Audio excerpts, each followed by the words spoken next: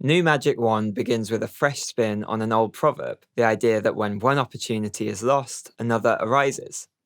That's followed by a grinding bass line that alternates between E and F, both notes slightly detuned.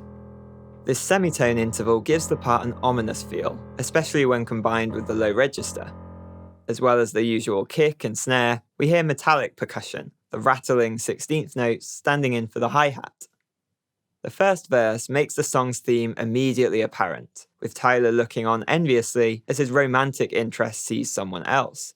The intro phrase about closing a door could be interpreted positively, an acceptance that he needs to move on. Yet the refrain suggests otherwise. Through its allusions to a magician's vanishing act and the implicit comparison between a wand and a firearm, Tyler shows his actual plans to be far more sinister. In order to get his chance at a new life, he's willing to end another. In hindsight, the contrast between the opening words and the menacing bass line makes sense, setting the scene for what's to come.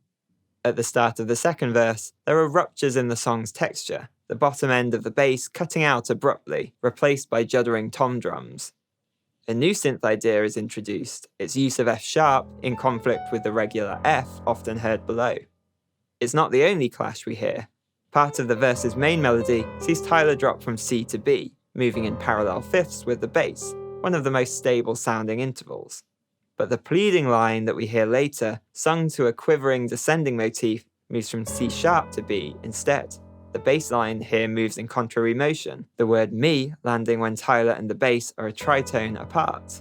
This interval is one of the least stable, notorious for its dissonance. That helps to make Tyler's plea disconcerting, an effect compounded when the word leave is stretched out and sustained in the backing vocal part. At the end of the third verse, Tyler makes the meaning of his magic wand clear, expressing hope that him and his romantic interest will be united. This ushers in the bridge, its smooth arrangement reflecting the idea that they could be together. The progression here begins by moving predictably around the circle of fifths, cycling its way through a series of closely related major chords. But we know there'll be no happy ending. The clattering percussion continues in the background, an enduring reminder of the song's dark first half. The lyrics see Tyler intimidating his love interest too, a backing vocal line breezily warning him to run. The section cuts out, an insistent ringing tone taking its place for a dozen seconds or so before Tyler launches into a cathartic rap verse. Around 2:45, after another threat, Tyler interrupts himself. Instead of repeating the phrase, "I ain't got no shame," he opts for a more traditional romantic gesture. He second-guesses himself again soon after, this time in his role as producer. When he mentions 4 on the floor, meaning a kick played on each beat of a 4/4 bar, the drum part mimics this, but then it breaks off to switch to a heartbeat-like rhythm.